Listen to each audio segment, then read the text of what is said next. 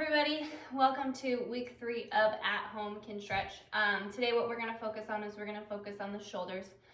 All you'll need today is a yoga block or a stack of books, something that you can prop your arm up on, and a ball of some sort that you can squeeze, cross ball, tennis ball, stress ball. So where we're going to get started today is we're going to start off with our shoulder cars.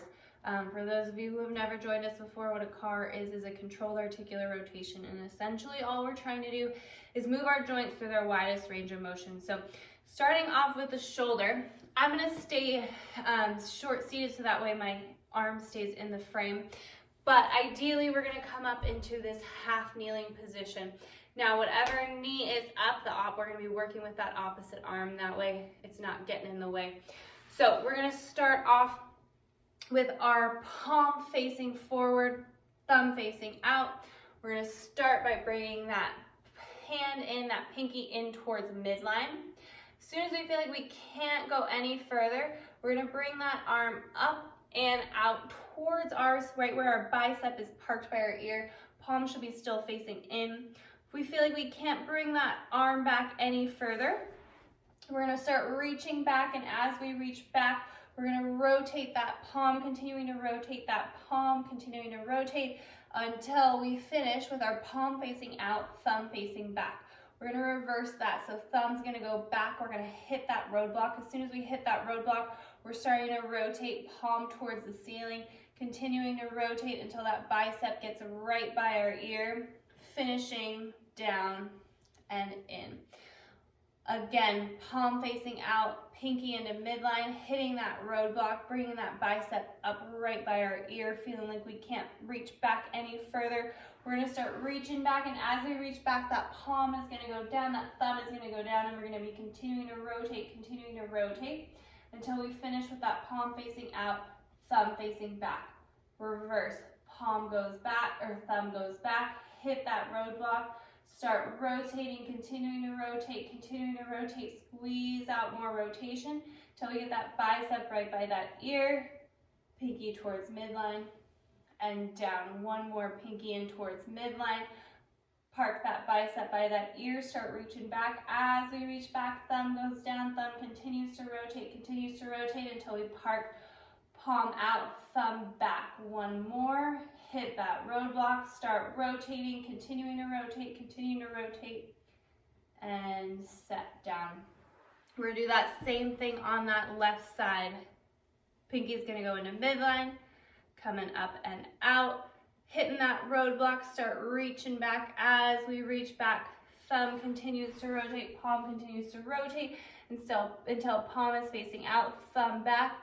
Reverse, thumb goes back, hit that roadblock, start rotating, continuing to rotate, bicep by that ear, pinky in towards midline, and down.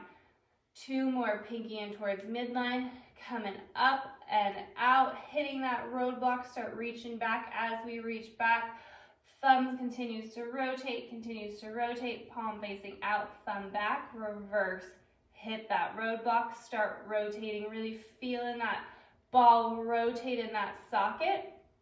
Really trying to isolate, last one, isolate that shoulder, making sure our chest is pointed forward that entire time, not working through any pain. If there's any pain, change that angle down. So if that is painful, find an angle that's not painful and work through that. Next thing we're going to do is we're going to work through our thoracic spine, get our thoracic spine warmed up a little bit.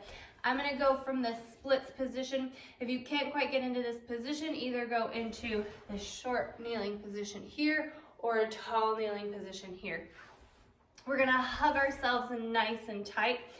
First thing we're going to do is we're going to start rounding our mid back until we feel like we can't round any further, crunching forward, feeling that mid back open. We're going to go elbows towards the right, side bending towards that right, dipping that right shoulder down towards the ground, extending, sitting nice and tall.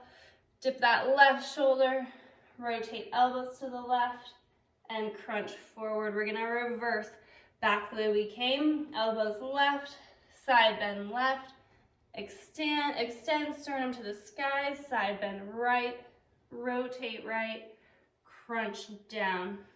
2 more, elbows to the right, side bend to the right, extend, sit nice and tall, side bend to the left, rotate left, crunch forward, reverse, following my speed, elbows left, side bend left, extend, side bend right, rotate right, crunch forward, last one, elbows right, side bend right, extend, side bend left, rotate left, and crunch forward, half a rep left, elbows left, side bend left, extend, side bend right, rotate right, and crunch forward.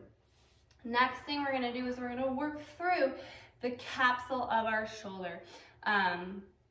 Just like the hip, ball and socket joint, there is a capsule in between the 2 joints that allows that rotational component of the joint. So that's what we're gonna be training today. I'm gonna go from this short kneeling position again, but you can sit cross-legged, tall kneeling, whatever you choose. We're gonna start right arm in this touchdown position. And it's really key as we go through this to maintain this arm or this bicep parallel to the ground. So we don't wanna start bringing down here or working up through here. We wanna really make sure that arm stays parallel to the ground. Now, as we go through internal rotation and external rotation, it's really, really key that we eliminate any compensation. So after my joint gets to about here, any more internal rotation is gonna come from that shoulder blade driving up along my rib cage. So I'm faking internal rotation, not actually changing the angle of my arm, but I can fake more by bringing that shoulder blade up. Same thing when I come back through here, I can fake more external rotation by flaring my rib cage, extending through my mid-back, rather than actually isolating the shoulder. So part of this just takes practice, but we really want to focus on finding and isolating that shoulder joint specifically. So we're going to work through internal and external rotation, and once we hit that end range where we feel like we can't pull any further, it's comprehensively a little bit hard to understand at first, but once you hit that end range, you're going to try and pull further into that end range, but the shoulder isn't actually going to move, or that arm isn't actually going to move. So we're going to be working through our end ranges and trying to expand those end ranges without actually moving that joint. So bear with me if that was super confusing. We're going to do 3 on each direction. So starting in this touchdown position, we're going to work through internal rotation. We're going to continue to pull that arm down until we feel like we can't pull any further. We're going to hold that for a 5, 4, 3, 2, 1. We're going to reverse, pulling up, pulling into external rotation. Remember, not extending through that rib cage, finding that end range, pulling 5, 4, 3, 2, 1. Reverse. 2 more. Finding that end range and pulling 5, 4, 3, 2, 1. Reverse, finding that external rotation. 5, 4, 3, 2, 1. Last one, internal rotation. Fight for more. 5, 4, 3, 2, 1. Reverse. 5, 4, 3, 2, 1. We're going to switch sides. So we're going to go left arm now in that touchdown position. We're going to start internal rotation, pulling as far as we can into that end range, holding 5, 4, 3, 2, 1. Reverse, pulling into external. 5, 4, 3, 2, 1. 2 more, pulling into internal. It should feel like you're almost going to cramp. 5, 4, 3, 2, 1. Reverse, pulling into external. 5, 4, 3, 2, 1. The last one, internal. 5, 4, 3, 2, 1.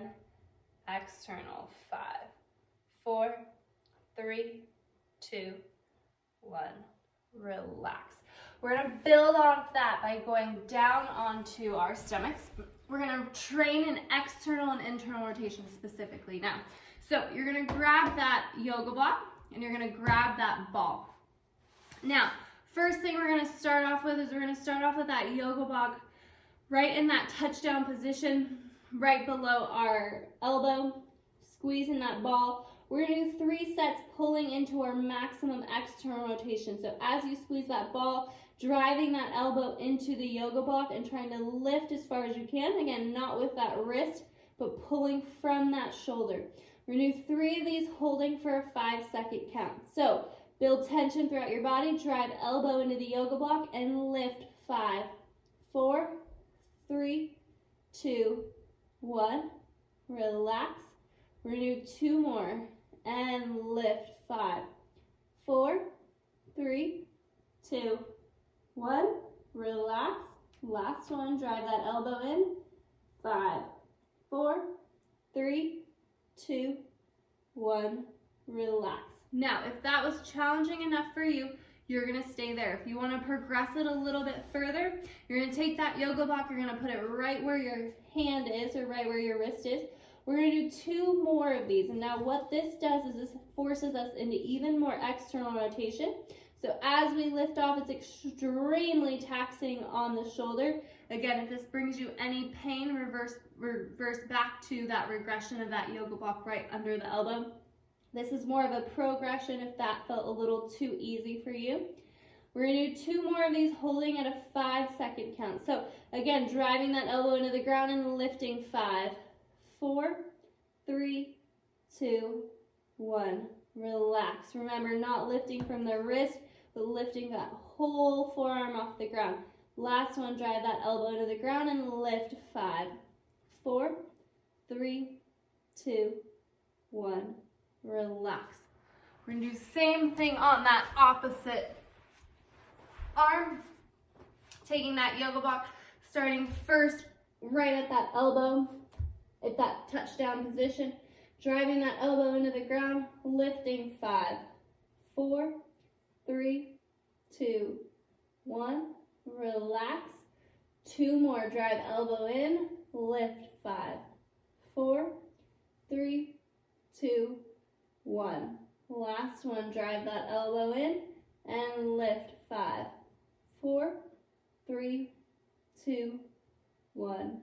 Relax. Now remember, if this was difficult enough for you, you can totally stay there for these last 2 reps. If that was pretty easier for you, you're gonna bring that yoga block up to where it's right under your hand. Still driving that elbow into the ground, lifting that hand off. Remember, not just wrist, but we're lifting the whole arm off.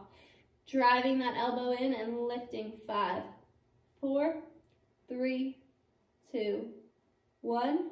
Relax. Last one, make this one your best one. Drive elbow in and lift. 5, 4, 3, 2, 1. And slowly relax. The next thing we're gonna work is we're gonna work internal rotation. So we're gonna do this both arms at the same time. So you're gonna bring your hands up and underneath, almost like you're gonna itch your back. From this position, we're gonna bring these hands nice and high on the mid, kind of the mid of our lower back. Now, from this position, what you're gonna do is you're gonna let those elbows sink and you're gonna drive those elbows into the ground. You should feel a good stretch from this position. If you don't feel a stretch, bring those hands even higher up your back. Again, let those elbows relax. Let those shoulders relax. You should feel a stretch through the back side of your shoulder. Now, as we go through this, what we're gonna do is we're gonna try and work on lifting our hands up off the ground. But what we wanna do is we wanna isolate internal rotation. So it's gonna be really difficult to lift your hands off the ground without bringing those elbows off the ground. But that's the intention we want to try and create, is lifting those hands first and then the elbows second.